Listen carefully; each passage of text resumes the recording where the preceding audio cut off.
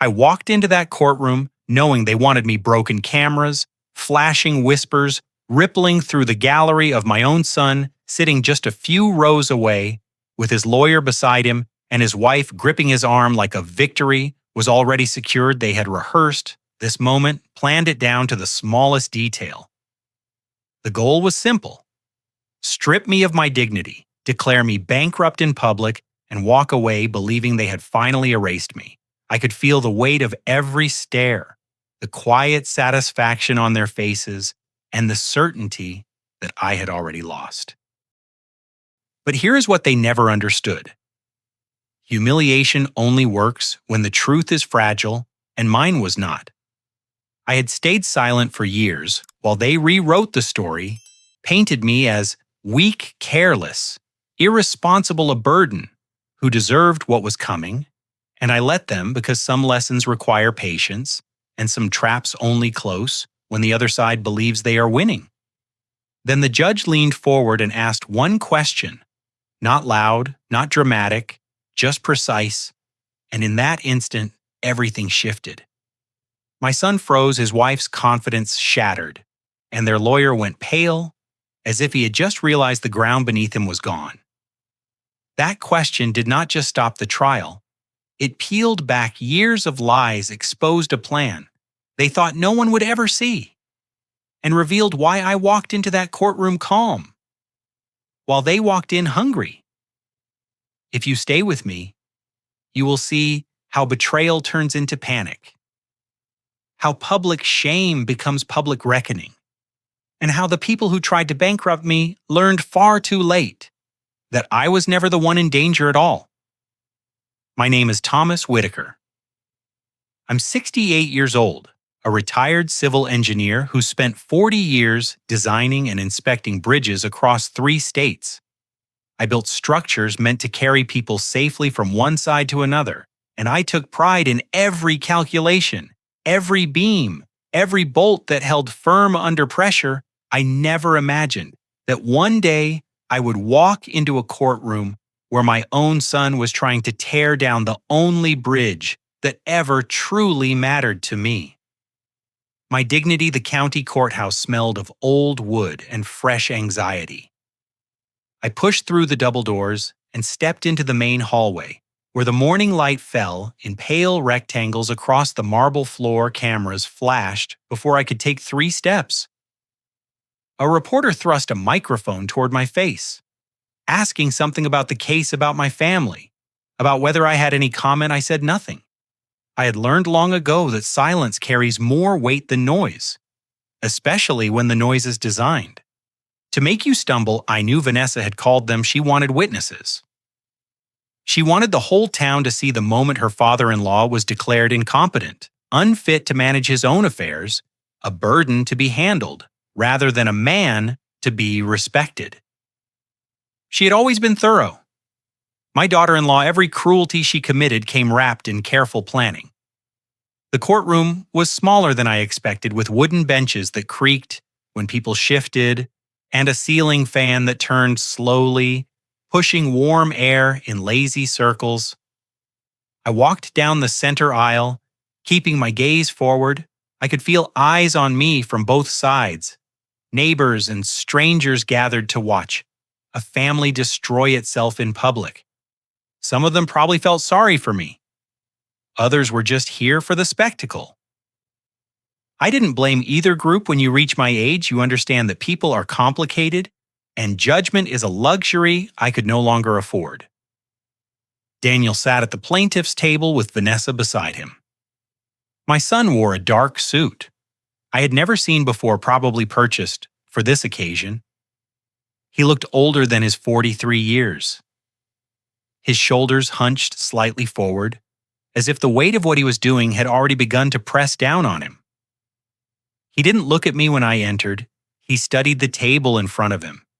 His hands folded, his jaw tight. I wanted to believe that meant something. I wanted to believe. There was still a part of him that remembered who I was, who he used to be, but wanting and believing are not the same thing. And I had spent the last 6 months learning the difference. Vanessa, on the other hand, looked directly at me. She wore a modest navy dress, the kind designed to make a woman appear trustworthy and concerned. Her expression was soft, almost sad, as if she were attending a funeral rather than orchestrating one she had mastered. That look years ago I'd seen it at family dinners, when she delivered insults disguised as jokes at holidays, when she whispered suggestions that somehow became demands. She was 41, years old, and had spent 14 of those years slowly tightening her grip on my son. Until he no longer recognized the shape of his own hands, their attorney Gregory Hale sat at the end of the table with a thick folder open in front of him. He was a broad man in his early 50s with silver hair and the kind of confidence that comes from winning cases against people who cannot afford to fight back. He glanced at me as I took my seat at the defendant's table, and I saw something flicker in his eyes. Not respect exactly, more like the mild curiosity a cat shows before batting at something smaller than itself. I sat down alone. The chair was hard, the wood worn smooth by years of people sitting exactly where I sat, waiting for their lives to be weighed and measured by strangers. I folded my hands on the table and kept my breathing steady. I had spent 4 decades calculating stress loads and failure points. I knew how to stay calm when everything around me threatened to collapse. The clerk stood and read the petition aloud. The words fell into the room like stones dropped into still water. Conservatorship of Thomas Whittaker, diminished mental capacity, financial mismanagement. I heard whispers behind me, the soft hiss of speculation and pity. I did not turn around. I did not react. I simply watched as Judge Eleanor Whitman, a composed woman of about 60 with reading glasses perched on her nose, reviewed the filing with an expression that revealed nothing. Gregory Hale shifted in his seat, ready to begin his performance. Vanessa touched Daniel's arm, a gesture meant to look supportive, but which I recognized as a command: stay focused, stay quiet, let the lawyer do the work. Then Judge Whitman looked up from the file. She removed her glasses, slowly set them on the bench, and fixed her gaze not on me, not on my attorney, but directly on Daniel and Vanessa. The courtroom fell silent. Even the ceiling fan seemed to pause before we proceed. She said, her voice carrying the quiet authority of someone who had seen every kind of lie dressed up as truth. I have one preliminary question for the petitioners. The judge's question hung in the air, but my mind had already begun to drift backward, pulled by the gravity of memory toward the moment when all of this truly began. I sat in that courtroom watching Daniel avoid my eyes. And I remembered another day 6 months earlier when he had looked at me with what I thought was love, but now understood was something else entirely. It was April, and the dogwoods were blooming along the street where I had lived for 32 years. The house still held Helen's presence in every corner, and the curtains she had chosen, and the garden she had planted, and the photographs that lined the hallway like a timeline of our life together. She had been gone for 5 years by then, but I still spoke to her sometimes in the quiet hours of the morning, telling her about my day, as if she might answer. I suppose that sounds like the habit of a lonely old man, and perhaps it was, but loneliness is not the same as weakness. No matter what certain people might want a court to believe. Daniel arrived that Saturday afternoon with a manila envelope tucked under his arm, came alone, which should have been my first warning. Vanessa rarely let him visit without her supervision, and when she did, it usually meant she had already accomplished whatever she needed through other means. But I was happy to see my son happy enough that I did not ask questions. I should have asked. We sat at the kitchen table where I taught him to play chess. When he was 9 years old, he set the envelope between us and smiled, though the smile did not quite reach his eyes. I've been working with a financial planner, he said, just getting everything organized for the future, estate planning, making sure all the paperwork is in order. He slid the envelope toward me. There are a few documents that need your signature, routine stuff. Dad, nothing complicated. I trusted my son. That is a simple sentence, but it contains the entire architecture of my mistake, I trusted him because he was my child, because I had held him the day he was born, and watched him take his first steps, and cheered at his college graduation. I trusted him because trusting your children is what parents do, even when those children have grown into strangers wearing familiar faces. So I opened the envelope and glanced at the pages inside, and when Daniel pointed to the signature lines I signed, I did not read the fine print. I did not notice the clause that granted him power of attorney over my affairs in the event of incapacity. I simply signed because my son asked me to, and I believed he was trying to help. 2 weeks later, Daniel and Vanessa invited me to dinner at their house. The dining room was decorated in the cold modern style Vanessa preferred, all sharp angles and neutral colors, nothing soft enough to feel like home. She had prepared a roast that was slightly overdone, though I complimented it anyway. Good manners cost nothing, and I had learned long ago that keeping peace with Vanessa required constant small surrenders after the meal. While Daniel cleared the plates, Vanessa leaned toward me with an expression of gentle concern. "Dad, we've been worried about you," she said, managing the house, the bills, the investments. "It must be so much stress. You've worked hard your whole life. You deserve to relax." She reached across the table and touched my hand, a gesture that felt rehearsed, like something she had practiced in front of a mirror. "Let us handle things for you. We just want to make your life easier." I looked at Daniel, expecting him to soften her words or add some context instead. He nodded quickly, too quickly, as if he had been waiting for his cue. "She's right, Dad. You shouldn't have to worry about any of this." His voice carried an odd flatness, the tone of someone reciting lines rather than speaking from the heart. I thanked them for their concern and said I would think about it. But something had shifted in my chest, a small, cold weight that I could not name. I excused myself to use the bathroom, and as I walked down the hallway, I heard their voices drifting from the kitchen. They must have thought I was out of earshot. They must have believed the walls were thick enough to contain their secrets. This is the best path for everyone. Daniel said his voice was low but clear. He'll understand eventually. I stopped walking. I stood in that hallway with my hand on the wall, listening to my son talk about me as if I were a problem to be solved rather than a person to be loved. I waited for Vanessa to respond, but she said nothing. Perhaps she simply nodded. Perhaps she smiled. I did not see her face, but I did not need to. I had heard enough. I returned to the dining room and finished my coffee and made polite conversation for another hour. I hugged my son at the door and told him I loved him because despite everything that was still true, then I drove home, through the dark streets, past the houses of neighbors who had known me for decades, past the church where Helen and I were married, past all the landmarks of a life I thought I understood. That night I told myself my son was just trying to help, but something in his voice had sounded like rehearsal, not reassurance. The memory of that night faded as the courtroom pulled me back to the present. Judge Whitman had asked her question, and now Gregory Hale was rising to respond, his voice smooth and practiced. But I found myself thinking not about his words, but about the woman sitting beside my son.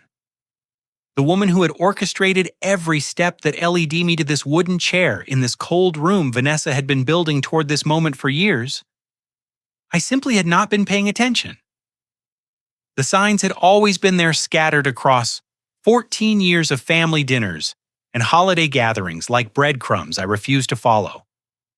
I remembered a Christmas perhaps 8 years ago, when the whole family had gathered at Daniel and Vanessa's house. Helen was still alive then, though her health had already begun its slow decline.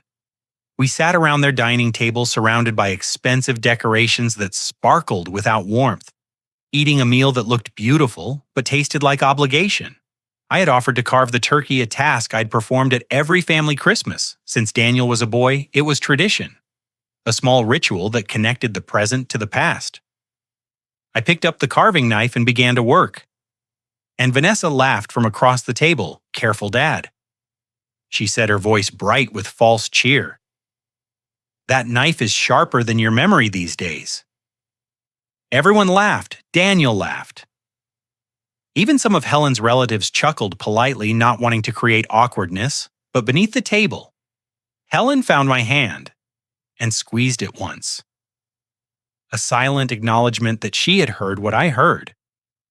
The joke was not a joke. It was a test, a small cruelty disguised as humor, designed to see how much I would tolerate. Without pushing back, I smiled and continued carving.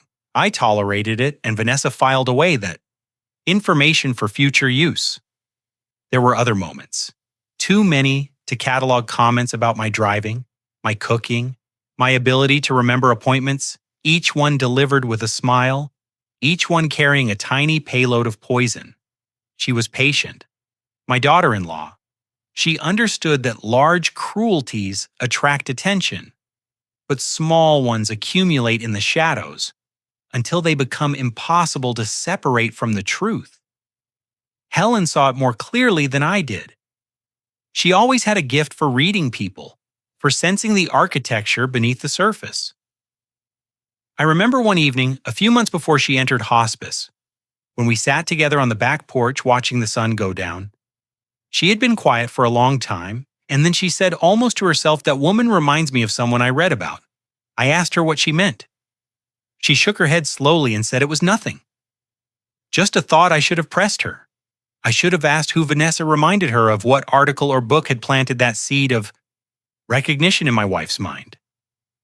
But I let the moment pass because the evening was peaceful, and I did not want to disturb it with difficult conversations. Now sitting in this courtroom, I wished I had been braver. Helen had seen something I missed, and she had tried to warn me in her gentle way. I simply had not been listening. Gregory Hale's voice cut through my thoughts.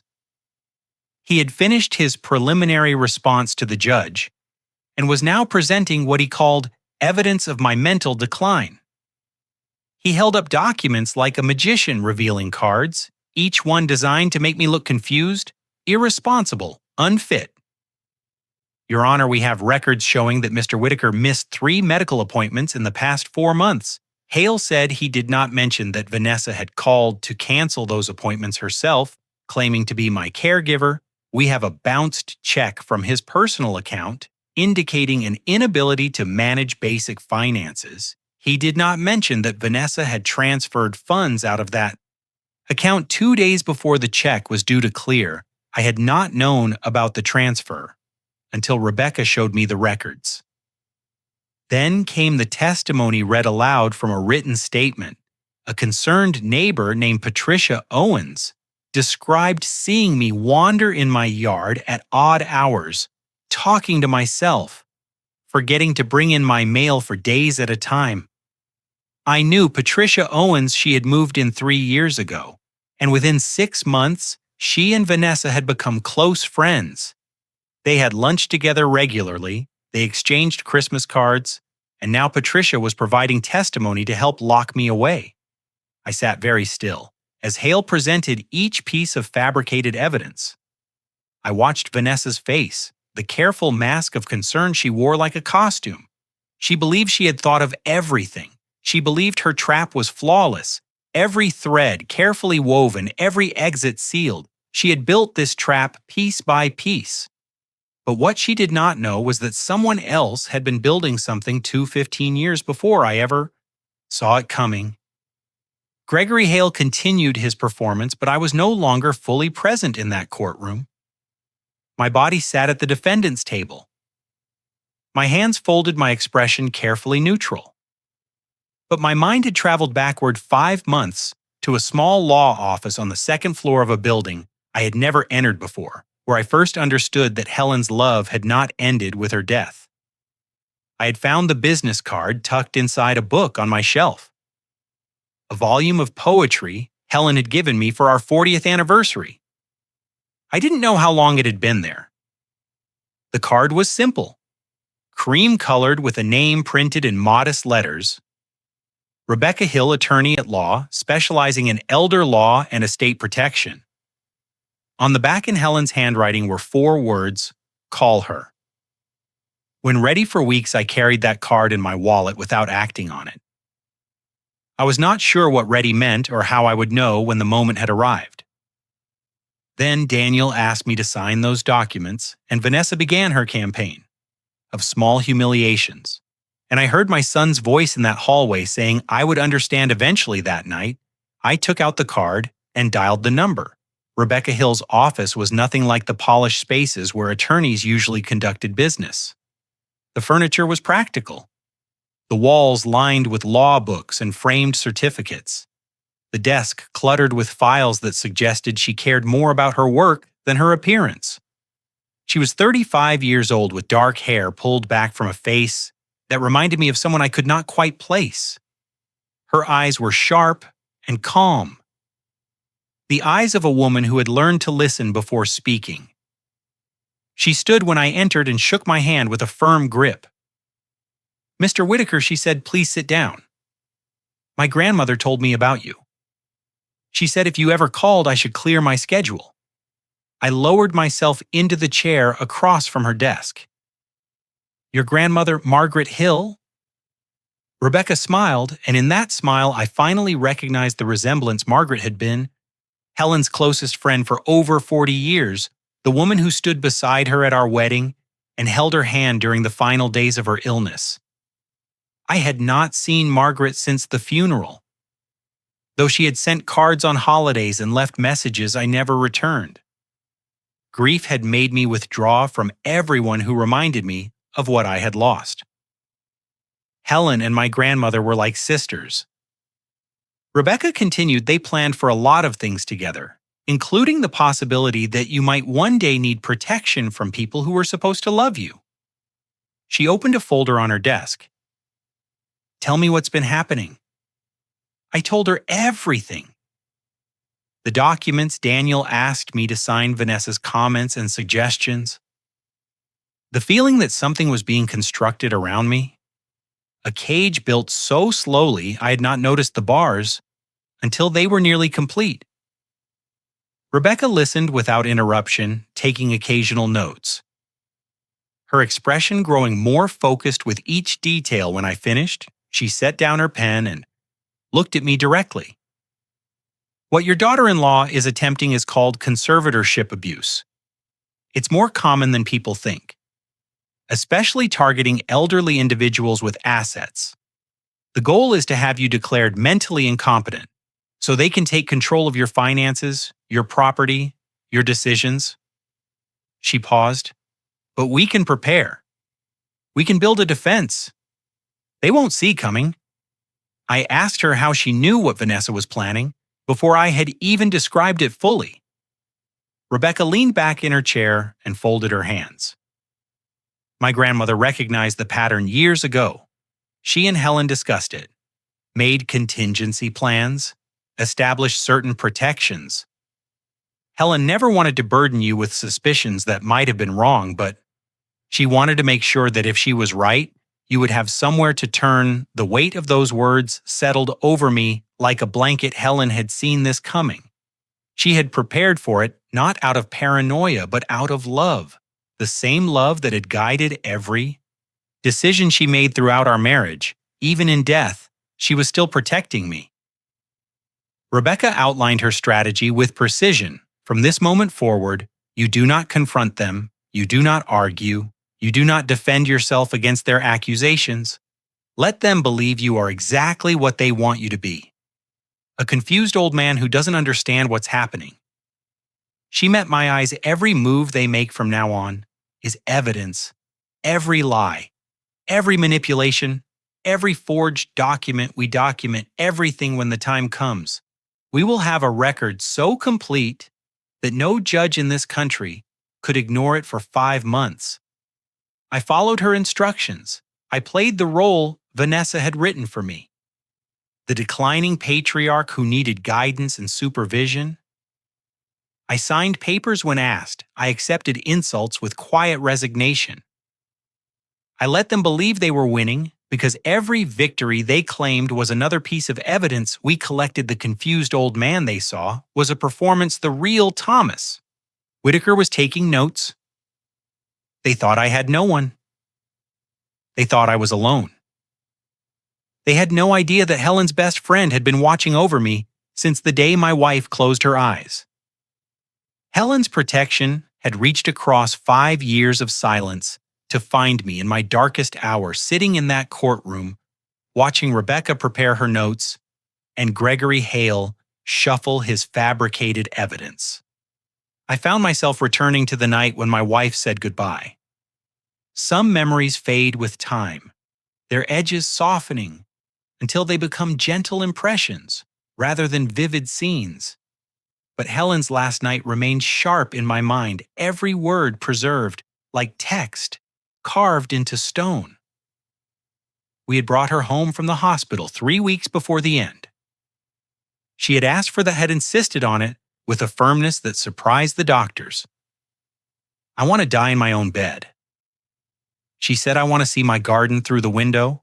I want to smell coffee in the morning and hear Thomas humming while he reads the paper the hospice nurses came twice a day. And I learned to adjust the morphine drip and change the sheets without waking her and sit for hours holding her hand while she drifted in and out of consciousness. On the last night she was more lucid than she had been. In days the medication had eased her pain without clouding her mind. And when I came to sit beside her after dinner, her eyes were clear and focused. The bedroom was quiet except for the soft hum of the oxygen machine and the distant sound of crickets through the open window she'd always loved.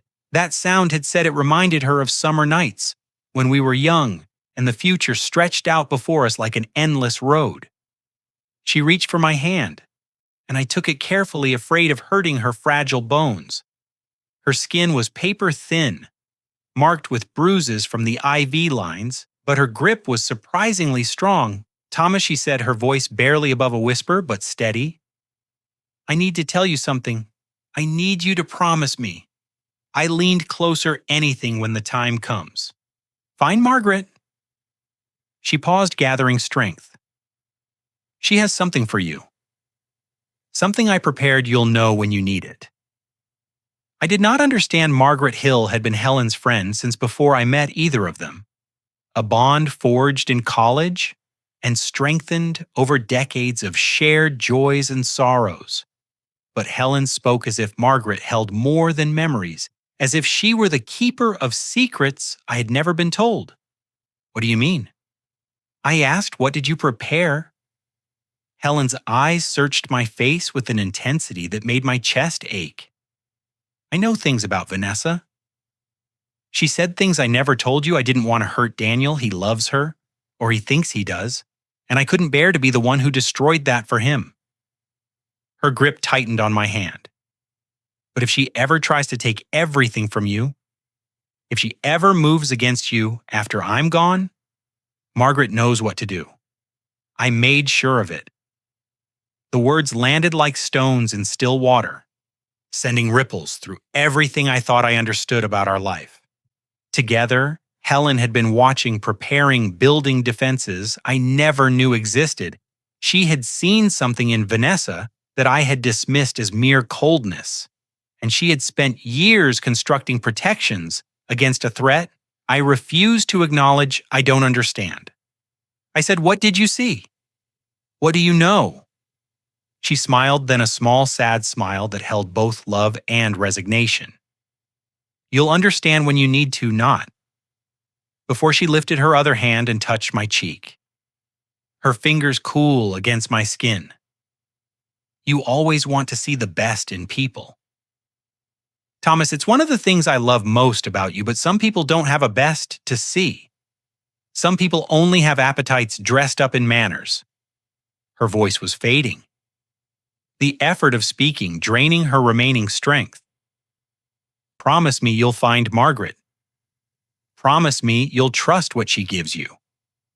I promised I would have promised her anything in that moment, would have sworn any oath. She asked, she nodded slowly, satisfied, and closed her eyes within an hour she had slipped back into the shallow sleep that would carry her through her final days. She never spoke with such clarity again 3 days later. She was gone after the funeral, after the mourners had departed and the casseroles had been eaten and the sympathy cards had been stacked on the kitchen counter. I went through Helen's belongings in the drawer of her nightstand beneath a Bible and a stack of photographs. I found a sealed envelope my name was written on the front in her handwriting, along with 4 words that stopped my heart open: when you need strength. I held that envelope for a long time, running my fingers over the seal, wondering what words she had left for me. But something held me back. Perhaps I was afraid of what I might find. Afraid that her final message would make her absence more real than I could bear. Perhaps I simply was not ready to hear whatever truth she had preserved. I placed the envelope in my desk drawer and closed it, telling myself I would open it someday when the time was right. For 5 years, I kept my promise. I never opened that envelope, but sitting in that courtroom, watching my son betray me and his wife smile with quiet satisfaction, I finally understood Helen had seen this day coming long before I did. The memory of Helen's envelope burned in my mind as I returned my attention to the present. Gregory Hale had risen from his chair and was now standing before the judge, his posture radiating the confidence of a man who believed he held all the cards. He moved with theatrical precision, each gesture calculated to project authority and confidence. I had seen his type before in boardrooms and contract negotiations. Men who mistook volume for truth and polish for substance. They were dangerous, but only until someone called their bluff, Your Honor. Hale began, his voice filling the courtroom with practiced ease. We have compiled extensive documentation demonstrating Mr. Whittaker's progressive mental decline and his inability to manage his own financial affairs. He lifted a stack of papers from his table and approached the bench. I would like to submit these bank statements as Exhibit A. Judge Whitman accepted the documents and began reviewing them. Hale continued his narration, pointing to highlighted lines and circled figures.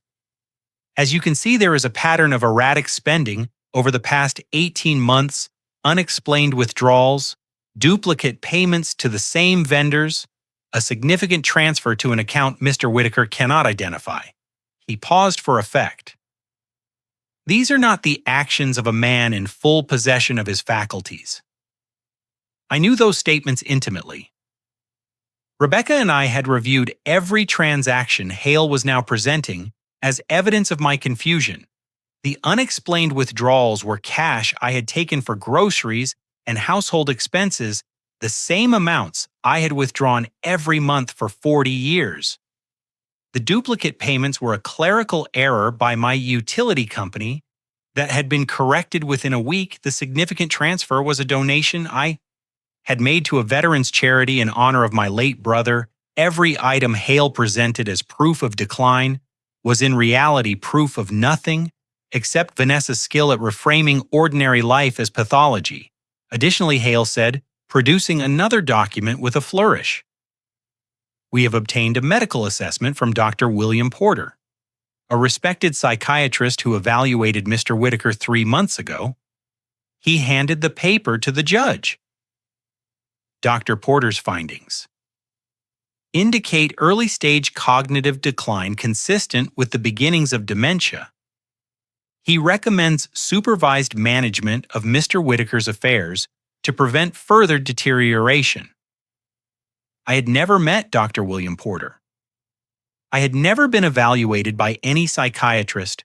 Rebecca had already traced the connection. Dr. Porter shared office space with a physician who had treated Vanessa for a minor procedure 2 years ago. The evaluation was a fiction purchased and fabricated, another brick in the wall Vanessa had constructed around me. Hale's presentation continued for another 20 minutes. Each piece of evidence delivered with the same smooth confidence. He spoke of my isolation, my confusion, my vulnerability to exploitation by outside parties. He painted a picture of a feeble old man wandering through life without direction, desperately in need of the guidance only his loving family could provide. It was a masterful performance, convincing in its details and emotionally compelling in its delivery. If I had not known the truth, I might have believed it myself. Then Judge Whitman interrupted. She had been reviewing the documents silently, her expression revealing nothing. But now she looked up with a slight furrow in her brow. "Mr. Hale, I notice your filing references. Mr. Whittaker's assets in general terms, but I don't see any documentation regarding the Whittaker family trust." She flipped through several pages. "Your petition claims authority over all of Mr. Beaster Whittaker's financial holdings, yet there's no mention of this. Specific instrument, can you provide those records?" Hale's rhythm faltered for the first time. He glanced back at Vanessa, who sat very still at the plaintiff's table. A small shake of her head, almost imperceptible. "But I caught it, so did Rebecca, who made a quiet note on her legal pad, Your Honor," Hale said. Recovering quickly, we were not able to locate those particular records during our discovery process. We believe they may have been misplaced or perhaps never properly filed. Judge Whitman's eyebrows rose slightly. A trust document that was never properly filed? That seems unusual for an instrument of this nature. She made her own note. "We'll return to this matter. Please continue." Hale nodded and resumed his presentation, but the smoothness had cracked. He spoke a little faster now, his gestures a little less assured. He did not know what? He did not know, and that uncertainty had begun to show. I turned my attention to Daniel. My son sat beside Vanessa with his hands flat on the table, his shoulders rigid. When Hale spoke about protecting me from myself, Daniel's jaw tightened visibly. He didn't look like a concerned son worried about his father's welfare. He looked like a man carrying a weight he had agreed to bear, but had not fully understood. Until this moment, his eyes moved to Vanessa, then to Hale, then to the floor he was calculating. Measuring, wondering perhaps if the plan he had helped design was worth the price he was now paying. I remembered his words from that hallway 6 months ago. "This is the best path for everyone he'll understand." Eventually he had not sounded uncertain. Then he had sounded like a man who had made his choice and accepted its consequences. But consequences have a way of growing heavier than anticipated, and I could see that weight pressing down on him. Now, Gregory Hale thought he had every document that mattered, but there was one file he never requested because he didn't know it existed. The missing trust document hung in the air like an unanswered accusation, but Gregory Hale pressed forward as if the crack in his case were nothing more than a minor inconvenience. He spent another 15 minutes presenting testimony from neighbors and acquaintances, each statement carefully curated to paint me as a man in decline. A woman from my church described me as forgetful during a committee meeting. A former colleague mentioned that I had seemed distracted at a retirement luncheon. Each observation was trivial on its own, but Hale wove them together into a tapestry of incompetence, his voice rising and falling with theatrical precision. When he finally concluded, he returned to his seat with the satisfied expression of a man who believed his work was done. Vanessa touched his arm briefly, a gesture of approval and ownership. Daniel stared at the table. His fingers interlaced so tightly his knuckles had gone white. Judge Whitman let the silence stretch for a long moment. She reviewed her notes, flipping pages with deliberate slowness, her face revealing nothing. The courtroom waited. I could hear the soft rustle of people shifting in their seats, the distant hum of the ventilation system, the faint scratch of a reporter's pen against paper. The ceiling fan continued its lazy rotation overhead, indifferent to the tension gathering below. Then the judge removed her glasses. She set them on the bench with a small click that seemed to echo through the room. When she looked up, she did not address Gregory Hale. She did not look at Vanessa or at me or at Rebecca. Her gaze fixed directly on Daniel, and something in her expression made my son sit up straighter. his shoulders pulling back as if bracing for impact. Mr. Daniel Whittaker, Judge Whitman, said, her voice calm, but carrying an edge that demanded attention. I have a simple question for you. Daniel's eyes widened slightly. He glanced at Hale, who offered nothing but a confused frown. Vanessa's hand moved toward Daniel's arm, but stopped short. Hovering in the space between them, the courtroom held its breath in the past 3 years. The judge continued, each word measured and precise. How many times have you visited your father's home for a meal, a conversation, or simply to check on his well-being? She paused, letting the question settle without any discussion of finances, property, or inheritance. The silence that followed was unlike anything I had experienced in a courtroom.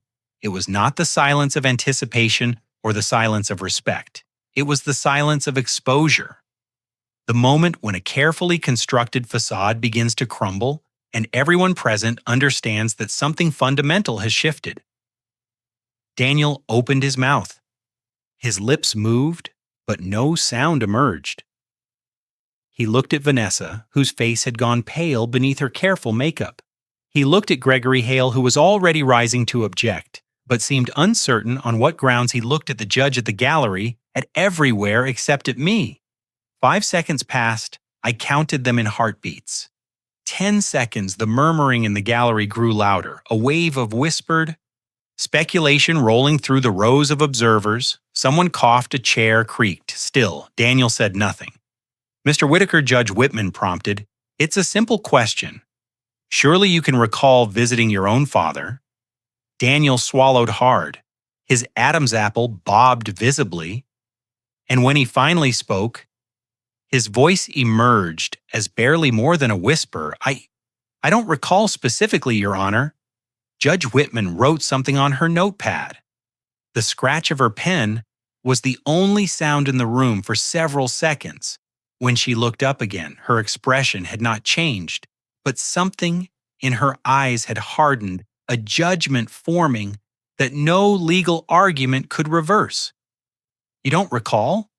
She repeated, "You are petitioning this court to take control of your father's entire life, his finances, his property, his autonomy, and you cannot recall when you last visited him simply as his son." She let the question hang in the air, not to discuss money, not to review documents, just to share a meal or ask how he was doing. Daniel's face flushed red.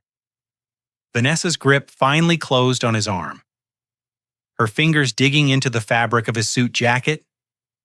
Gregory Hale rose fully, now his voice strained. "Your Honor, I'm not sure how this line of questioning is relevant to the matter at hand."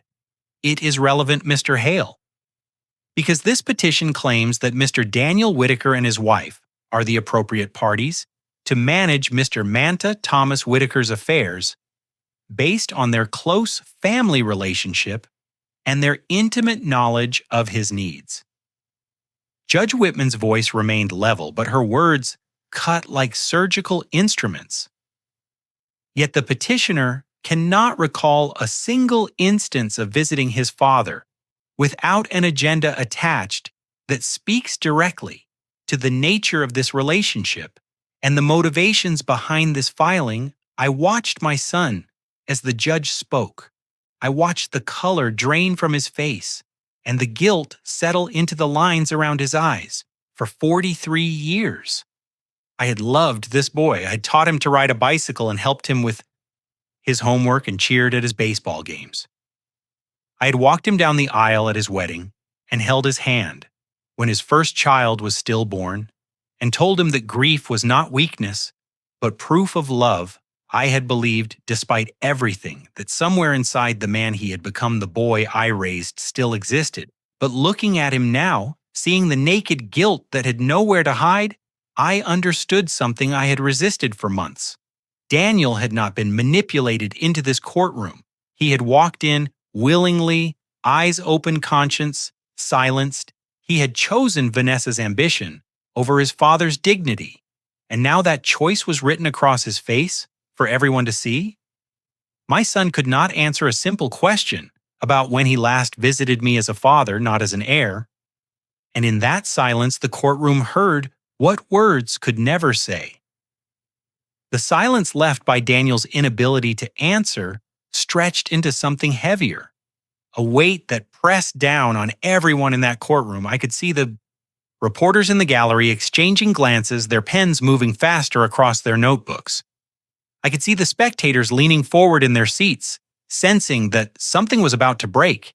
And I could see my son frozen in his chair, like a man who had just realized the ice beneath him was far thinner than he had believed. Rebecca chose that moment to stand. Her movement was unhurried, deliberate, the calm of someone who understood that timing was everything, Your Honor, she said, her voice cutting cleanly through the tension. The defense would like to present evidence in response to the petitioner's claims. Judge Whitman nodded. Proceed. Rebecca lifted a folder from her table and approached the bench. I am submitting a series of email communications recovered from a cloud storage account registered to Mr. Daniel Whittaker. She handed copies to the judge, to Gregory Hale, and to the court clerk. These emails, dated approximately 18 months ago, are exchanges between Mr. Daniel Whittaker and Mrs. Vanessa Whittaker. They detail the planning and execution of the conservatorship petition we are here to discuss today. Gregory Hale snatched the papers from Rebecca's hand, his eyes scanning the pages with growing alarm. Vanessa sat rigid in her chair, her carefully composed expression cracking at the edges. Daniel stared at the documents as if they were written in a language he had never seen before. Your Honor, this is highly irregular, Hale protested, though his voice had lost its earlier confidence. We were given no notice of this evidence. We have had no opportunity to verify its authenticity or prepare a response. The evidence was obtained through legal means and authenticated by a certified digital forensics expert. Rebecca replied evenly. I have the full chain of custody documentation here, along with the expert's sworn affidavit, confirming that these emails originated from Mr. Daniel Whittaker's personal account and were sent to Mrs. Vanessa Whittaker's account on the dates indicated. She placed another stack of papers on the bench. Mr. Whittaker deleted these emails from his primary device approximately 14 months ago, but they remained preserved in his cloud backup, which he apparently forgot existed. Judge Whitman began reading. The courtroom waited. I watched her face for any sign of reaction, but she maintained her judicial composure, her eyes moving steadily across the pages. When she finally looked up, she turned her gaze not to Rebecca or to Hale, but to Daniel. Mr. Whittaker, she said, would you like to hear what you wrote to your wife on March the 15th of last year? Daniel's face had gone the color of old paper. He shook his head slightly, a reflective denial. But the judge was already reading aloud. We need to move on the conservatorship before he changes the trust. The old man is getting suspicious. Once we control his assets, we can sell the properties and liquidate the investments. He'll never know what happened until it's too late. Judge Whitman paused, letting the words settle into the silence. Vanessa, this has to happen soon. If we wait much longer, he might figure out what we're doing. I've already talked to Hale. He says we need medical documentation. Can you handle that part? The courtroom erupted. Gasps rose from the gallery, like a wave breaking against rocks. Reporters scrambled to write down every word. Someone in the back row said, "Oh my God," loudly enough to be heard over the commotion. Gregory Hale sat down heavily in his chair, the papers trembling in his hands. Daniel stood so abruptly, his chair scraped against the floor with a harsh screech. Those are fake. His voice cracked on the last word, rising toward a pitch I had never heard from him before.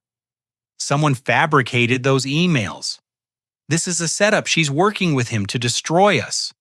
Judge Whitman's gaze silenced him more effectively than any gavel could have. Sit down, Mr. Whittaker. Her voice was ice. You will have an opportunity to respond through your counsel, but I warn you that any further outbursts will result in contempt. Charges. Daniel remained standing for a moment longer, his chest heaving, his eyes wild. Vanessa reached up and pulled at his arm, hissing something I could not hear. Slowly, reluctantly, he lowered himself back into his chair. His hands were shaking visibly now, the tremors running up his arms, like fault lines, spreading through unstable ground. Rebecca continued as if the interruption had not occurred.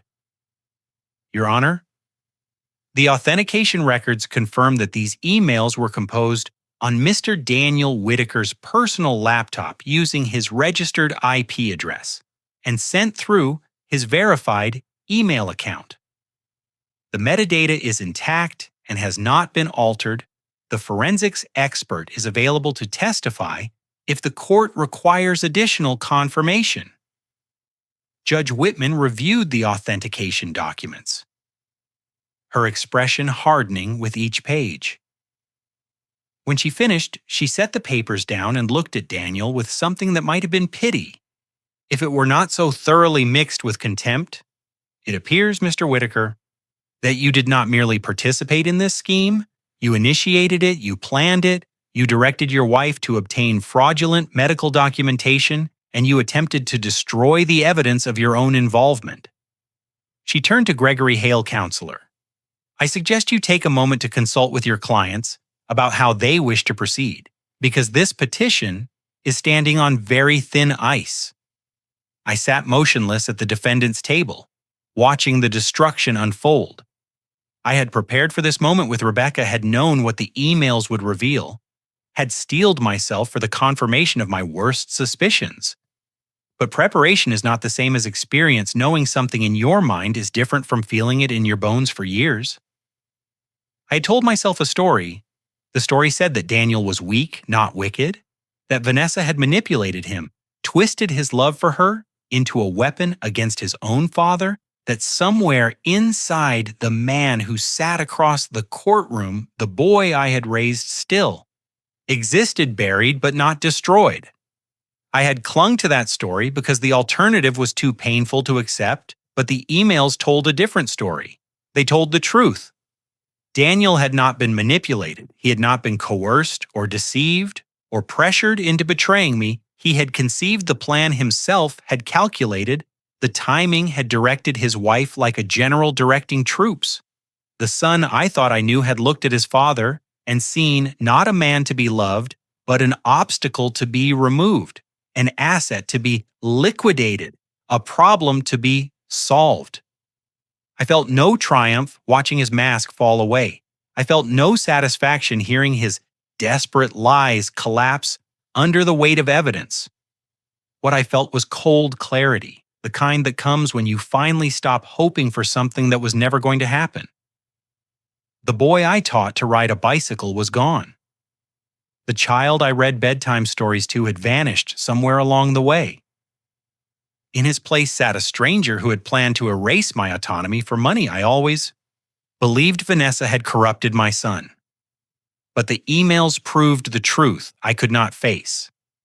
Daniel had not been manipulated. He had been the architect all along. Judge Whitman called a 15-minute recess. The words fell into the courtroom like stones into water, sending ripples of movement and murmured conversation. Through the gallery, spectators stood and stretched.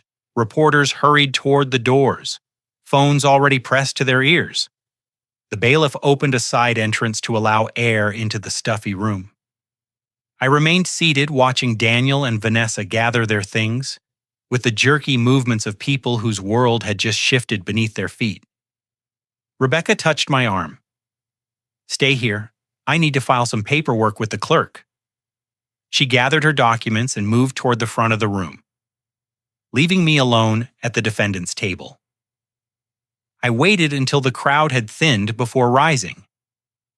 My legs felt stiff from sitting, and I walked slowly toward the hallway, partly to stretch my muscles and partly because I knew what I would find there.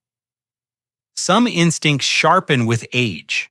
After 68 years of reading people, of calculating stress loads and failure points in structures both physical and human, I developed a sense for when something was about to crack. The hallway outside the courtroom was lined with wooden benches and tall windows that LED in pale autumn light A few people milled about checking phones or speaking in low voices.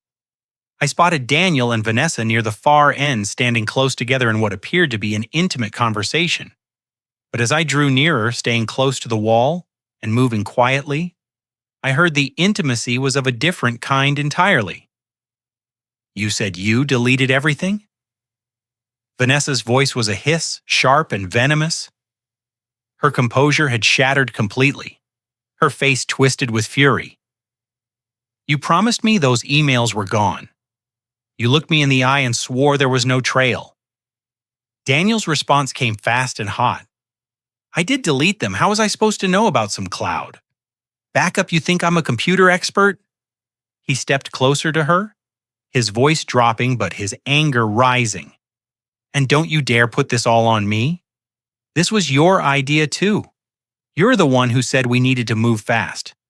You're the one who found Hale and set up the fake medical report. So don't stand there acting like I'm the villain when you were right beside me the whole time. Keep your voice down." Vanessa snapped, glancing around her eyes, found mine. I had stopped walking. I stood perhaps 20 feet away, close enough to have heard every word, my face carefully neutral. For a long moment, the three of us formed a frozen tableau. The father, the son, the woman who had helped tear them apart. Then Daniel turned and saw me too. And whatever color remained in his face drained away completely. Neither of them spoke. Neither of them moved. The cracks in their united front had become chasms visible now to anyone who cared to look. I held my son's gaze for 3 heartbeats, then continued walking past them toward the water fountain at the end of the hall. I didn't look back. I didn't need to. The sound of their silence said everything. When I returned to the courtroom, I found Gregory Hale engaged in urgent conversation with the judge's clerk. His confident posture had collapsed entirely. He leaned forward over the clerk's desk, speaking in low tones, his hands gesturing with increasing agitation. "Surely the court can grant a brief continuance," he was saying. "Given the unexpected nature of this evidence, my clients deserve time to prepare a proper response." The clerk, a middle-aged woman, with the patient expression of someone who had heard every excuse and believed none of them, shook her head. "Judge Whitman has denied the request. The hearing will resume as scheduled." Hale straightened, running a hand through his silver hair. For the first time since the proceedings began, he looked like what he was, a lawyer who had taken a case based on false assurances and was now watching it disintegrate in public. He walked back to the plaintiff's table with the heavy steps of a man marching toward his own professional humiliation. Rebecca returned to our table and settled into her chair beside me.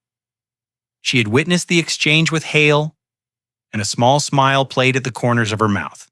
"They're panicking," she whispered. I nodded slowly. "Good, let them." She studied my face for a long moment. There must have been something in my expression, some quality of calm that seemed out of place given the circumstances. Most men would be trembling with vindication or burning with righteous anger. I felt neither. What I felt was the quiet satisfaction of watching a structure perform exactly as designed, every load distributed, every stress anticipated, every failure point reinforced long before the pressure arrived. "You knew this would happen, didn't you?" Rebecca asked. Her voice was soft, meant only for me. "Not just hoped, knew." I did not answer. Some truths are better left unspoken until the moment they are needed. Daniel and Vanessa returned to the courtroom separately, entering through different doors, taking their seats without looking at each other. The alliance that had brought them here was fracturing in real time, and everyone in the room could see it.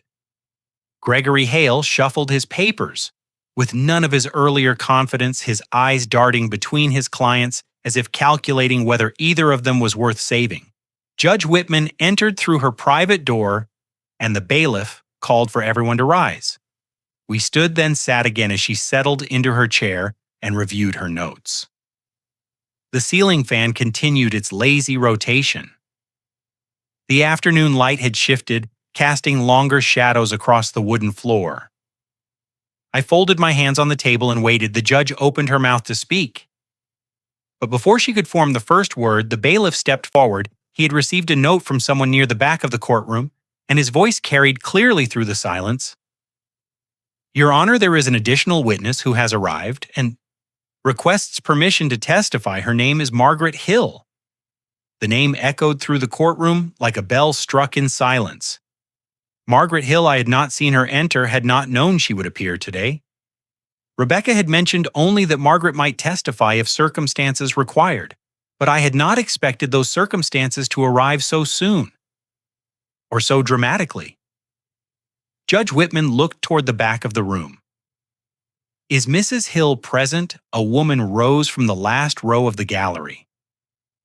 She was 70 years old with silver hair pinned neatly back from a face that carried both gentleness and steel. She wore a simple, dark blue dress, no jewelry except for a thin gold chain around her neck.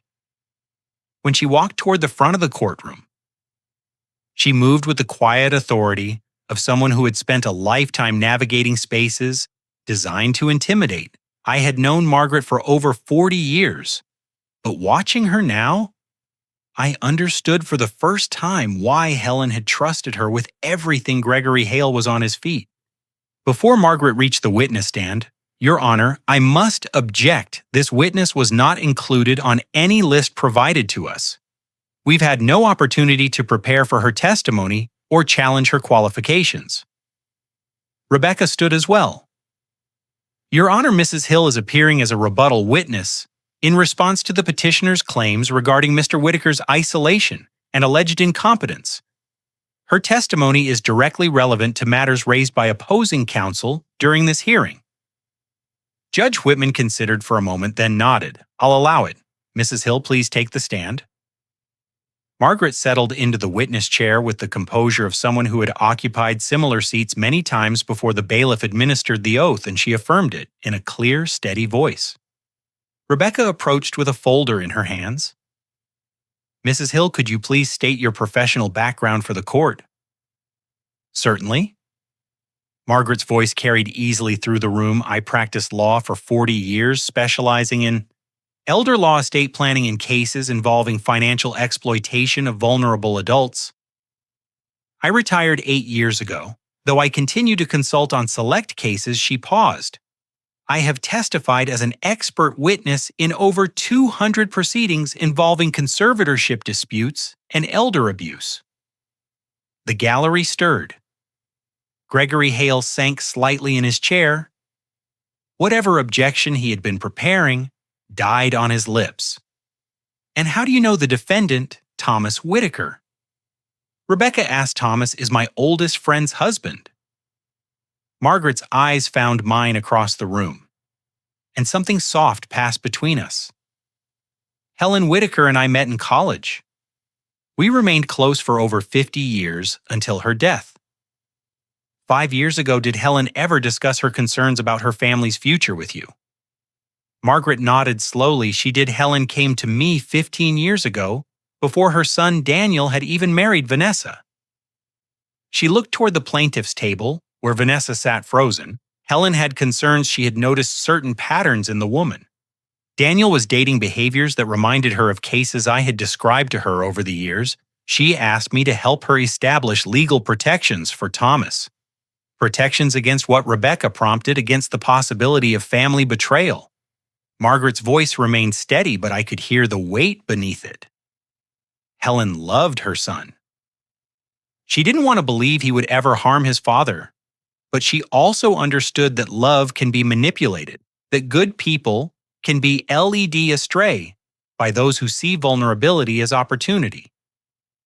She wanted to ensure that if anything ever happened to her, Thomas would have defenses in place. The courtroom had gone completely still. Even the reporters had stopped writing their pens, suspended above their notebooks. Vanessa's face had lost all color. Daniel stared at Margaret as if seeing a ghost. "Mrs. Hill." Rebecca said gently, "Can you tell the court why Helen chose you specifically for this task?" Margaret was silent for a moment. When she spoke again, her voice wavered. For the first time 25 years ago, my own son married a woman who saw him as a means to an end. She isolated him from his family, gained control of his finances, and when she had taken everything she wanted, she left him with nothing. Margaret paused, and I saw her hands tighten in her lap. My son took his own life. He couldn't bear the shame of what had happened, of how completely he had been deceived. A soft gasp rippled through the gallery. I felt my own chest constrict. Helen had told me about Margaret's son many years ago. But hearing it spoken aloud in this context gave the tragedy new weight. Helen knew my story. Margaret continued, her voice strengthening again. She came to me because she knew I would never let another family suffer the same fate, not if I could prevent it. She turned then and looked directly at Vanessa. The gaze held no hatred, no anger, only the cold clarity of recognition. Helen saw you clearly from the beginning, and she left something behind to prove it. Margaret's words hung in the air like a verdict already delivered. The courtroom remained frozen, every eye fixed on the witness stand, every breath held in anticipation of what would come next. I felt my heart beating against my ribs, a steady rhythm that seemed to mark the seconds until the past would finally reveal itself. Rebecca approached the bench with a new folder. Your Honor, I would like to submit additional evidence corroborating Mrs. Hill's testimony. These are documents compiled 15 years ago at the request of Helen Whittaker. Judge Whitman accepted the folder and began reviewing its contents. Gregory Hale rose to object, but his voice lacked conviction. Your Honor, we have no way to verify the authenticity of documents allegedly created 15 years ago by a deceased individual. The documents are notarized and dated, Rebecca replied calmly. They include a report from a licensed private investigator whose credentials and current contact information are included for verification. The judge nodded. I'll allow them, please. Summarize the contents for the record. Margaret spoke from the witness stand, her voice carrying the weight of secrets held too long 15 years ago. Helen became concerned about the woman her son was dating. She came to me and asked for advice. I recommended she hire a private investigator to look into Vanessa's background. Margaret paused, her eyes moving briefly to Vanessa, who sat rigid as stone. The investigator's findings were troubling. She opened her own copy of the documents before moving to this state. Vanessa had been romantically involved with an elderly widower named Robert Ashford in Florida. Mr. Ashford was 73 years old, recently bereaved, and possessed considerable assets.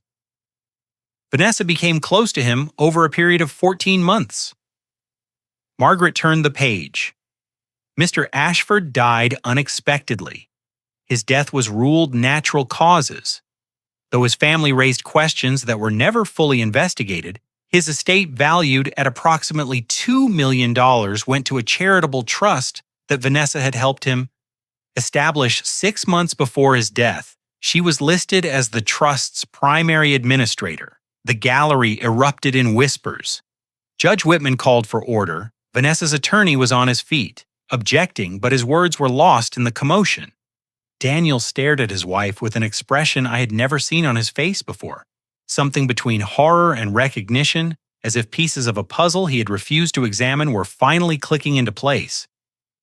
Helen couldn't prove wrongdoing. Margaret continued when the room had quieted. The investigation found patterns, not evidence, but she knew what she was seeing. She had watched me lose my son to a woman with the same predatory instincts. She recognized the signs even if she couldn't prove them in court.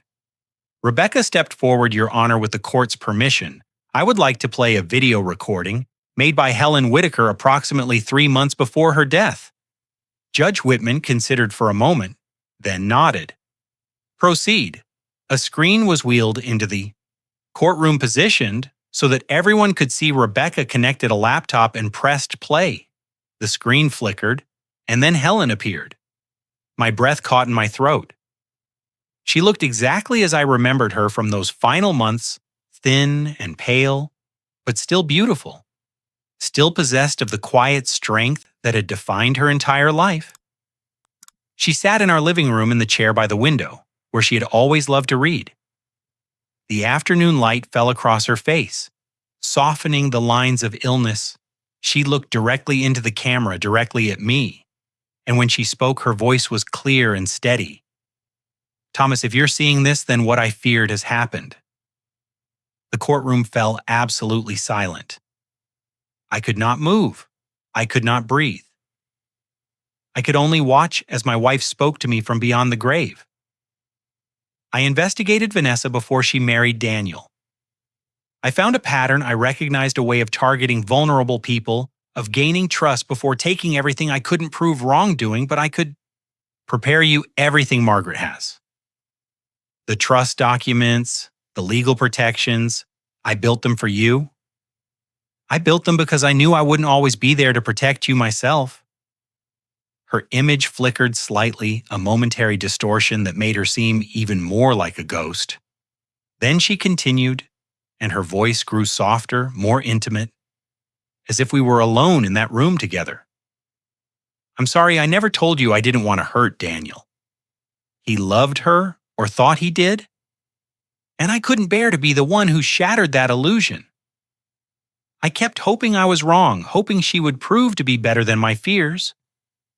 But I couldn't risk your future on that hope. Tears were falling down my face.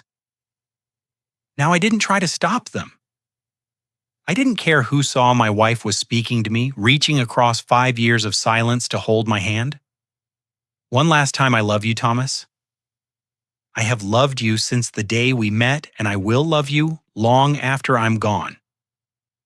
Trust Margaret. She knows what to do. She will help you when the time comes, Helen.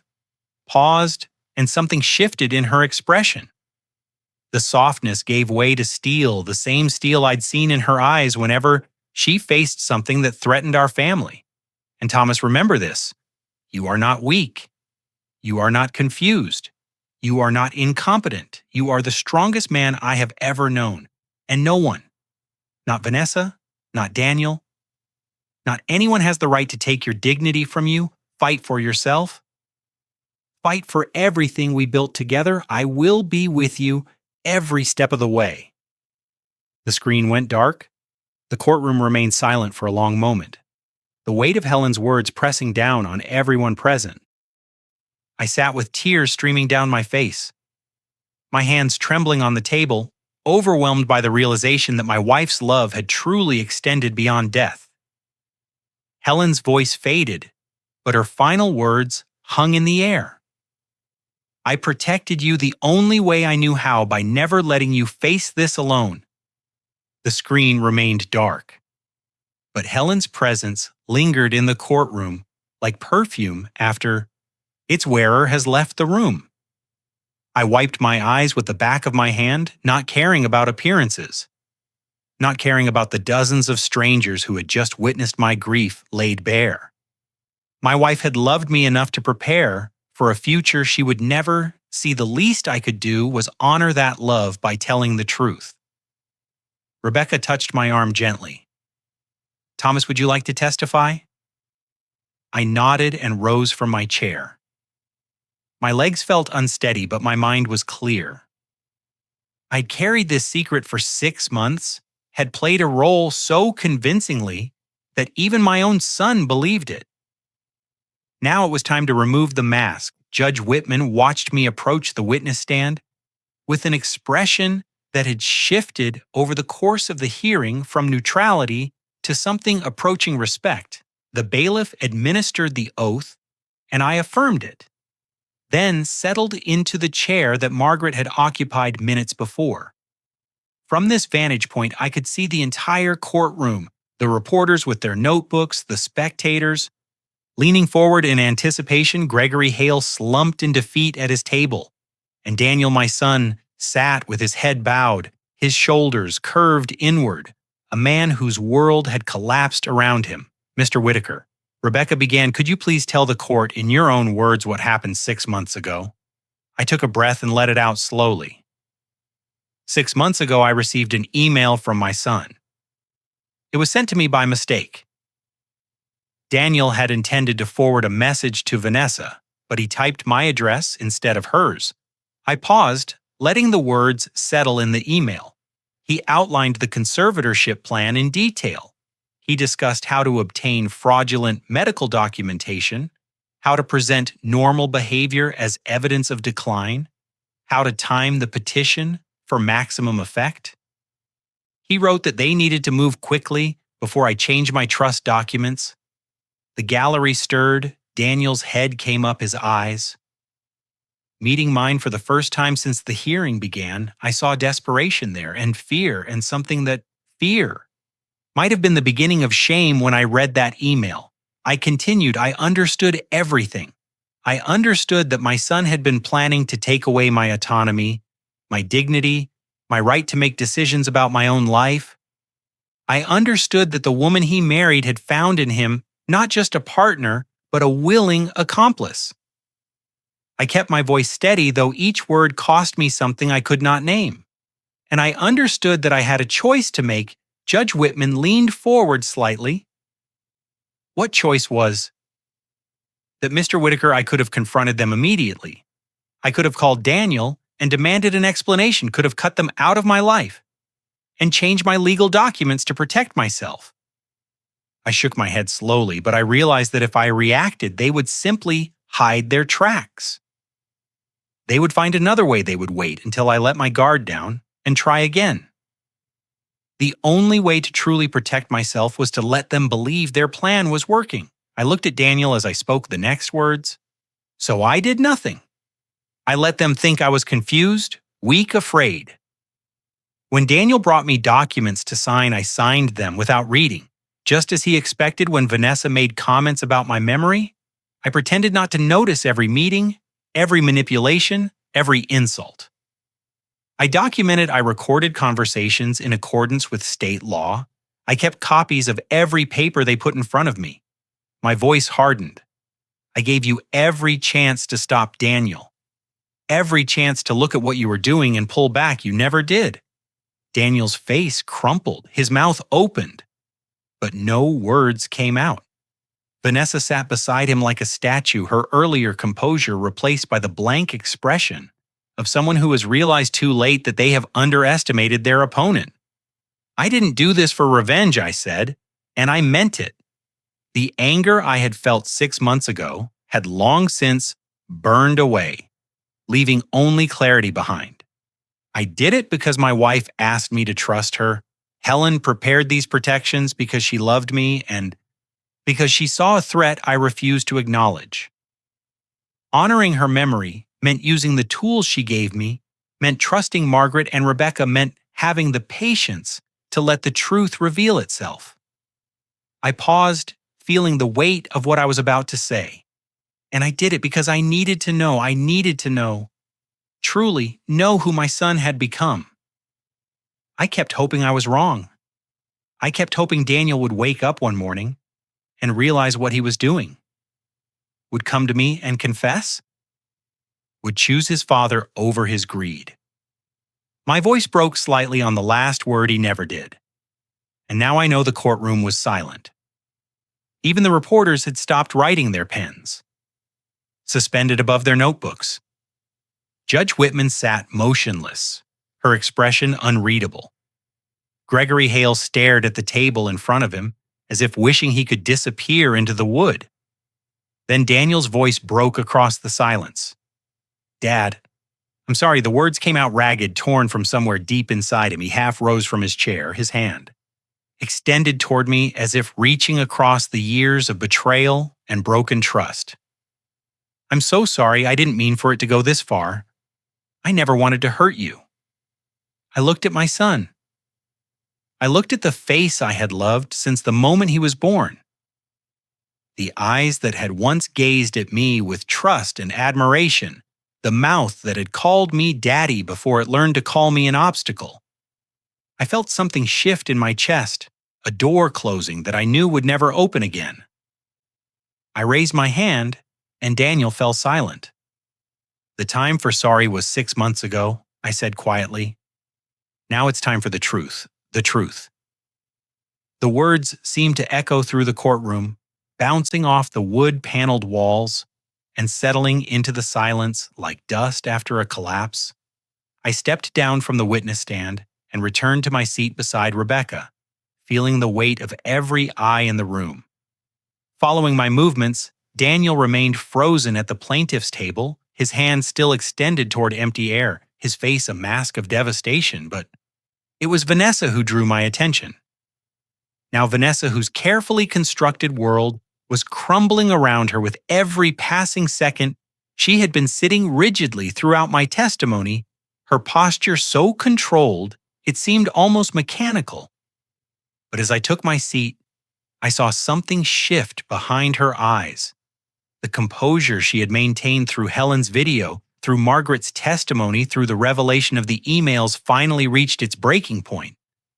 Her hands gripped the edge of the table knuckles, white fingers trembling with barely contained fury. Judge Whitman began to speak something about procedural next steps, but she never finished the sentence. Vanessa rose from her chair without permission, her movement so abrupt that Gregory Hale flinched beside her. "This is a setup." Her voice cut through the courtroom like a blade, high and sharp with desperation. "He's a manipulative old man who has been planning this for months. He tricked us. He pretended to be confused and weak so he could trap us." Judge Whitman's gavel came down hard. "Mrs. Whittaker, you will sit down immediately." Vanessa did not sit. Her eyes were wild now, darting around the room, as if searching for an exit that did not exist. "He planned this every moment of it. He's been recording us illegally violating our privacy building, a case based on stolen conversations." She pointed at me, her fingers shaking. "This man is not a victim. He's a predator, wearing the mask of a helpless old fool." The bailiff moved toward her, but Judge Whitman held up a hand, her expression hardening into something that promised consequences. "Mrs. Whittaker, I'm warning you, sit down and remain silent, or I will hold you in contempt of this court." Rebecca rose calmly, her voice a stark contrast to Vanessa's hysteria. "Your Honor, I would like to address the allegation of illegal recording." She lifted a document from her folder. "All recordings made by Mr. Whittaker were conducted in full compliance with state law. This is a one-party consent state, meaning that any party to a conversation may record it without the knowledge or consent of other participants. Mr. Whittaker was present for every conversation he recorded. Every recording is legal, admissible, and authentic." The words landed like hammer blows. I watched Vanessa's face as her final legal argument evaporated, as the last fragile hope she had been clinging to dissolved into nothing. Her breathing grew rapid, shallow, her chest rising and falling, with the desperate rhythm of someone who has just realized there is no escape. "No," she whispered, shaking her head. "No, that's not right. That can't be right." Gregory Hale reached for her arm. "Vanessa, please sit down. Let me handle this." She yanked away from him with surprising violence. Handle it. You've done nothing but lose since this hearing started." She spun back toward the judge, toward me, toward the gallery full of witnesses documenting her destruction. "You don't understand. We were just trying to protect ourselves." The courtroom went absolutely still. Even the ceiling fan seemed to pause in its rotation. Vanessa's voice rose higher, cracking with panic. "Do you know how much he's worth? Do you have any idea the properties, the investments, the trust funds, all of it just sitting there while he gets older and more confused? We couldn't just wait around for him to—" She stopped, the words died in her throat as the realization of what she had just said washed over her face. The color drained from her cheeks. Her mouth hung open, frozen mid-sentence, as if she could somehow take back the admission that had just escaped. The silence that followed was the loudest sound I had ever heard. Gregory Hale put his head in his hands. Daniel stared at his wife as if seeing her for the first time, as if the woman standing before him was a stranger who had somehow replaced the person he thought he knew in the gallery. Reporters scribbled furiously, capturing every moment of Vanessa's self-destruction for tomorrow's headlines. I felt nothing, no triumph, no satisfaction, no vindication. I had spent 40 years building structures designed to carry weight, to withstand pressure, to hold firm when everything around them threatened to collapse. I understood that some structures fail not because of external forces, but because of flaws in their own design. Vanessa had built her entire life on a foundation of manipulation and greed. And now that foundation was giving way beneath her. Judge Whitman let the silence stretch for a long moment, her gaze fixed on Vanessa, with an expression that mixed judicial authority with something approaching pity. When she finally spoke, her voice was slow and deliberate, each word weighted with significance. "Mrs. Whittaker, I strongly advise you to stop talking." She paused, letting the warning settle. "But I suspect you just said everything this court needed to hear." Judge Whitman nodded to the bailiff, and two officers moved toward Vanessa with practiced efficiency. She did not resist as they took her arms and guided her toward the side door. The fight had drained out of her, completely replaced by a hollow numbness that made her movements mechanical, puppet-like. As she passed the plaintiff's table, she looked at Daniel one final time. He did not return her gaze. The door closed behind her with a soft click that seemed to punctuate the end of something far larger than a court hearing.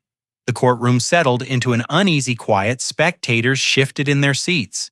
Reporters continued their frantic note taking. Gregory Hale sat motionless, staring at the documents scattered before him as if they belonged to someone else's case, someone else's catastrophic failure.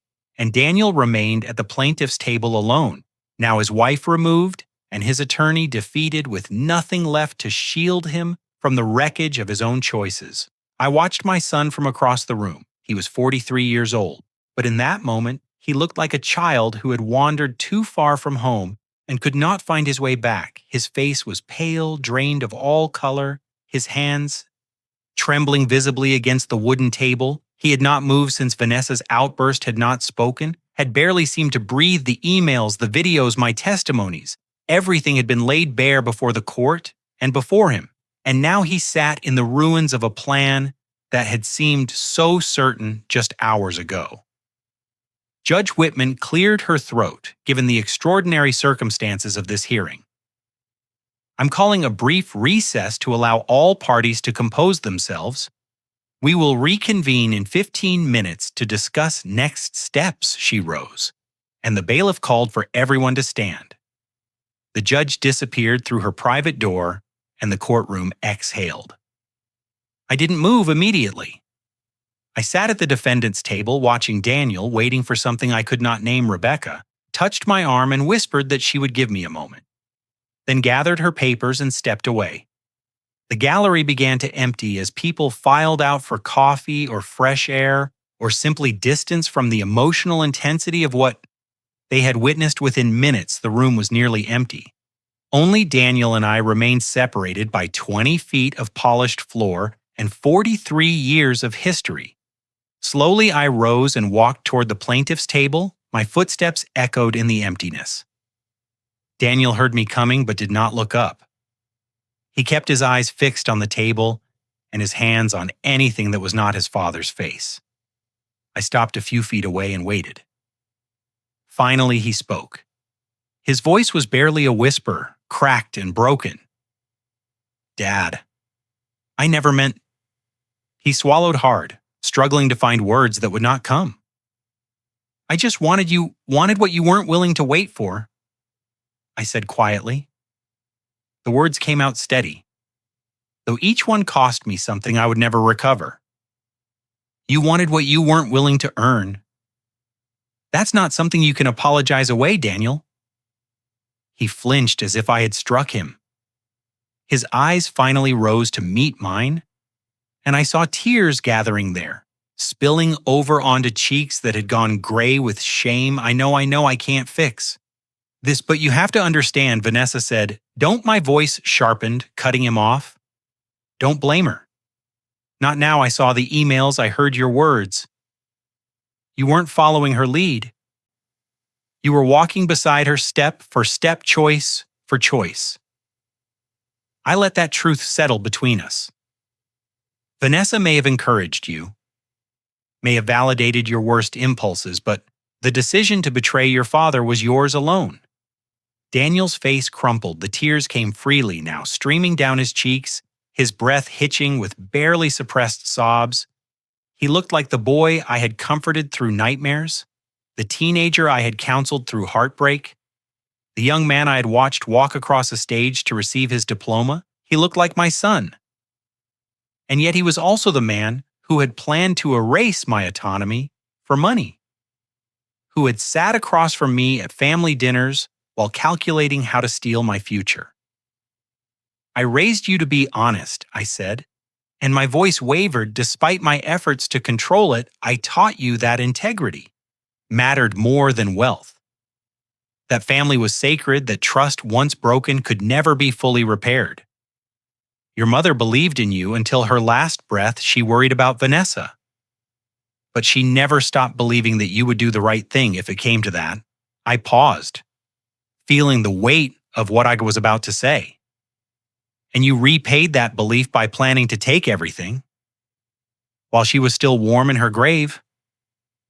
The email started 18 months ago, Daniel. Your mother had been dead less than 4 years. Her memory was still fresh. Her photograph still on our walls, and you were already scheming to have me declared incompetent. Daniel broke his shoulders, heaved his body folding in on itself as sobs racked through him. He pressed his hands against his face, trying to contain the grief and shame that poured out of him, but there was no containing it. The sounds he made were raw, animal. The sounds of a man confronting the full horror of what he had become. I stood and watched him cry. I did not reach out to comfort him. I did not offer words of reassurance or promises that everything would be all right. Some wounds cannot be healed with hugs. Some betrayals cut so deep that the scar tissue never fully forms. I loved my son. Part of me would always love him, but love and trust are not the same thing. And he had destroyed the latter completely. After a long moment, Daniel's sobs subsided into shaky breaths.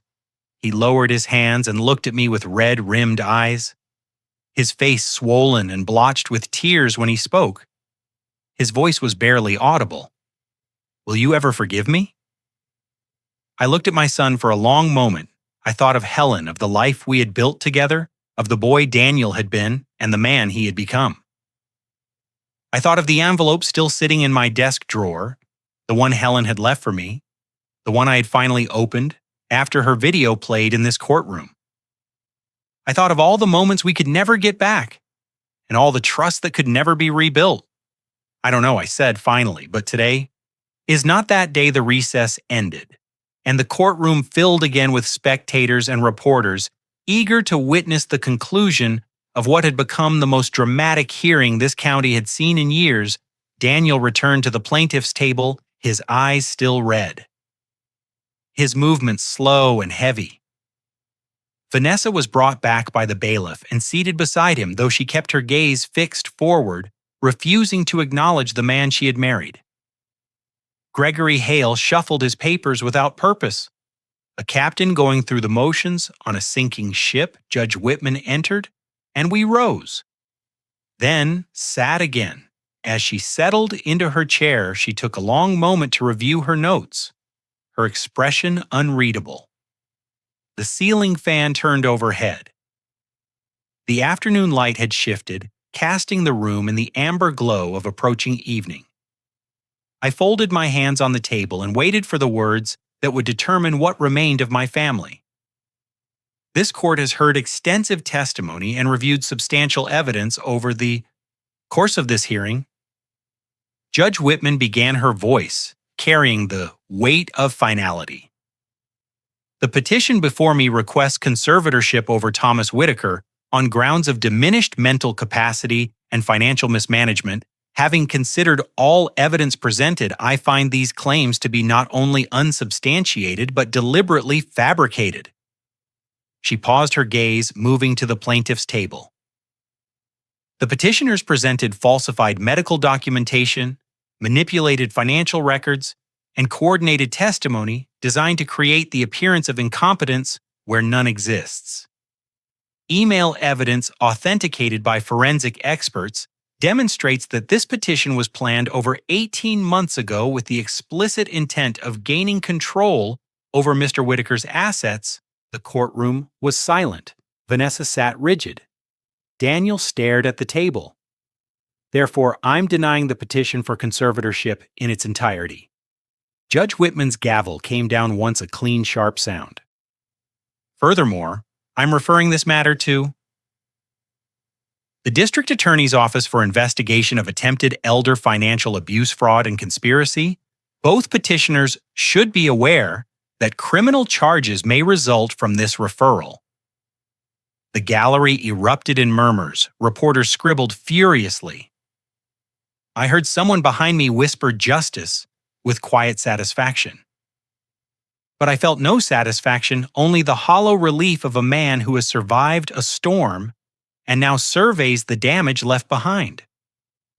Judge Whitman was not finished. I would also note for the record that the conduct of counsel for the petitioners raises serious ethical concerns. Mr. Hale, I will be filing a complaint with the State Bar Association regarding your participation in this matter. Gregory Hale's face went gray. He nodded once. Accepting the blow without protest, there was nothing left to protest as the judge concluded her remarks and prepared to adjourn. Margaret rose from her seat in the gallery and approached Rebecca. They exchanged a few quiet words, and then Rebecca stood to address the court one final time, Your Honor, with the court's permission. I would like to enter into the record one additional matter relevant to the disposition of this case. Judge Whitman nodded. Rebecca continued. The Whittaker Family Trust, established by Helen Whittaker 15 years ago, contains a no-contest clause. This clause stipulates that any beneficiary who initiates legal proceedings challenging Mr. Thomas Whittaker's competency or control over his assets automatically forfeits their inheritance. Daniel's head came up sharply. For the first time since the hearing resumed, he showed something other than defeat shock, and beneath it the dawning horror of understanding. By filing this conservatorship petition, Rebecca continued, Daniel Whittaker has triggered that clause. He has forfeited all claim to the trust's assets. Per Mrs. Helen Whittaker's instructions, those assets will now be transferred to a charitable foundation established in her name dedicated to protecting elderly victims of family exploitation. The irony was not lost on anyone in the room.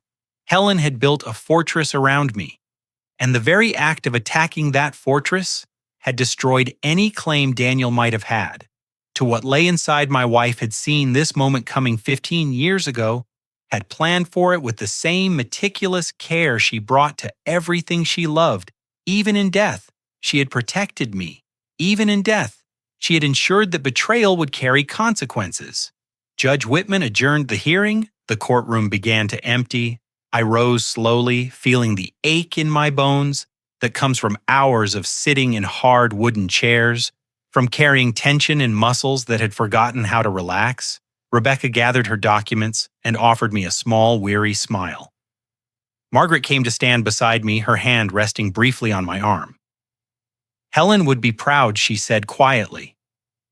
I nodded, unable to speak, outside the courthouse. The late afternoon sun cast long shadows across the steps. I stood near the entrance watching as Vanessa emerged through the doors with Daniel trailing behind her. She had her phone in her hand, and as I watched, she stopped abruptly, her face draining of what little color remained.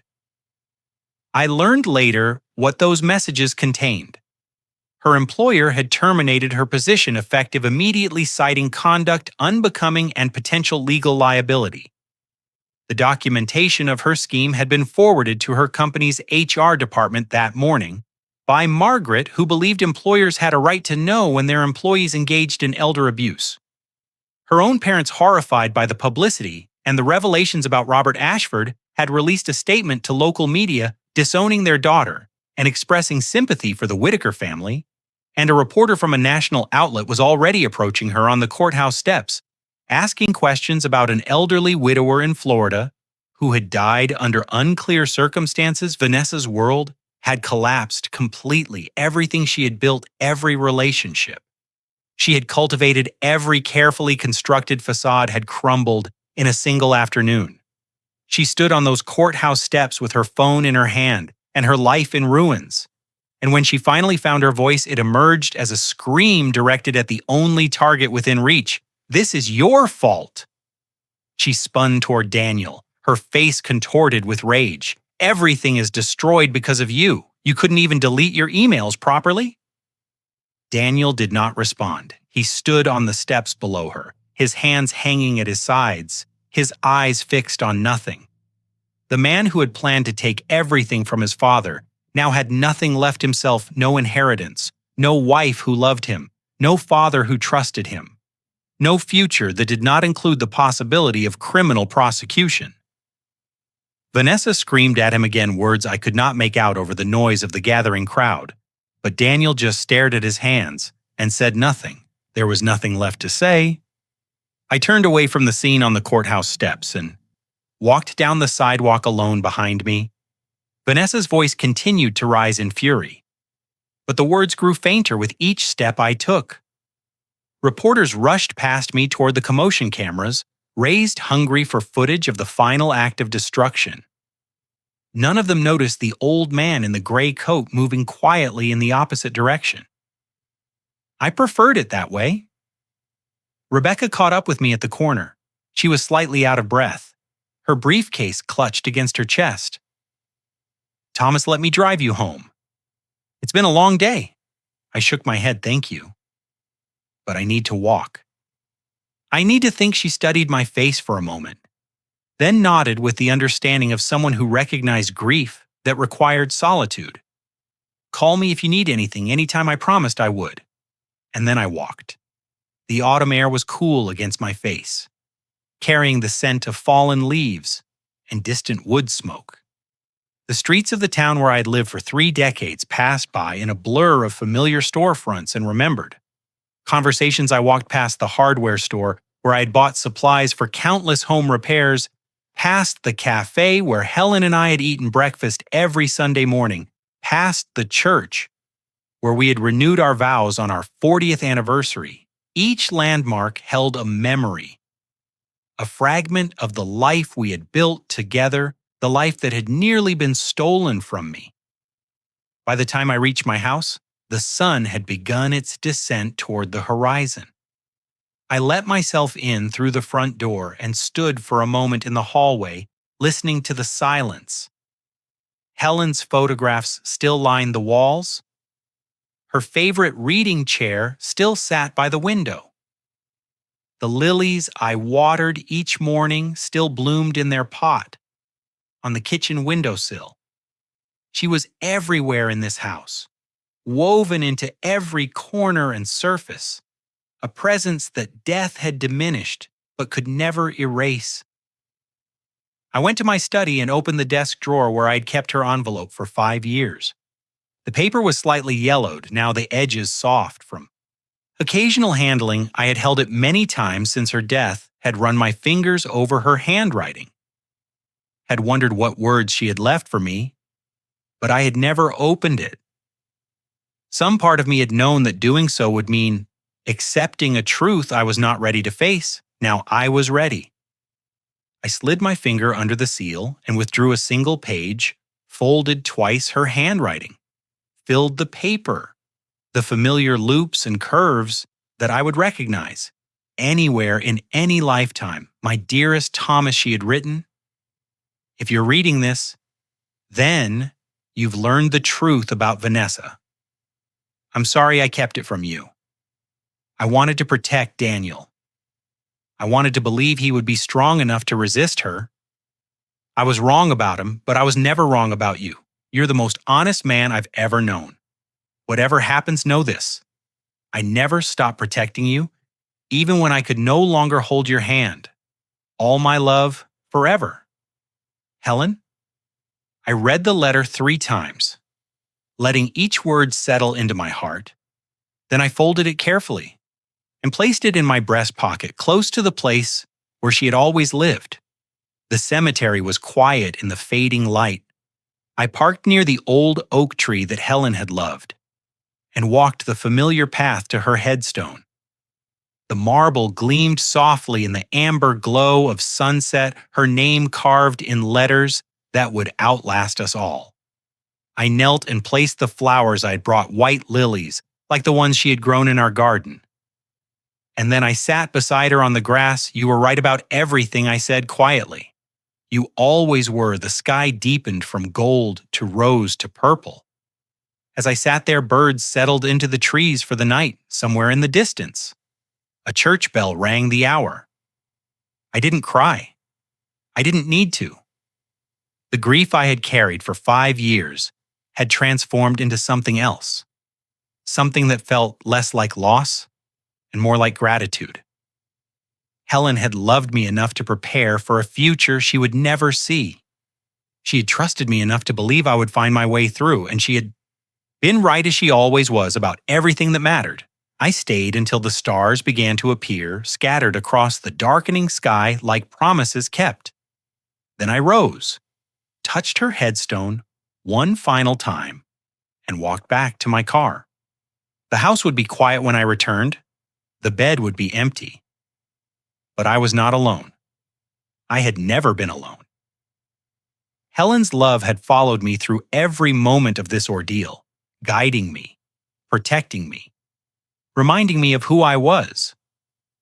When the world tried to convince me I was someone else, some victories are not about winning, they are about remembering who you are and who loved you enough to make sure you would never forget. 6 months later, the Helen Whittaker Foundation opened its doors. Margaret Hill serves as its director, and Rebecca continues to fight for elderly victims of family exploitation across the state. The foundation has already helped dozens of seniors reclaim their dignity and their rights from those who sought to steal both. Daniel pleaded guilty to attempted elder financial abuse and received 3 years probation with mandatory counseling. I have not spoken to him since the courthouse steps. Perhaps one day, perhaps forgiveness will find its way back into my heart. But that day has not yet arrived, and I have learned not to rush the healing of wounds. This deep Vanessa faces federal charges related to Robert Ashford's estate. The investigation is ongoing. I do not follow the news about her anymore. She has taken enough of my attention for one lifetime. As for me, I wake each morning and water Helen's lilies. I visit her grave every Sunday with fresh flowers. I live in the house we built together, surrounded by memories that no longer bring only pain. I am 68 years old, and I've learned that love does not end with death. It simply finds new ways to reach us if this story moved you. I ask only this: check on the elders in your life. Listen to them, believe them when they speak of mistreatment, and never underestimate the quiet strength of those who have spent a lifetime learning when to wait and when to act. Thank you for staying until the end.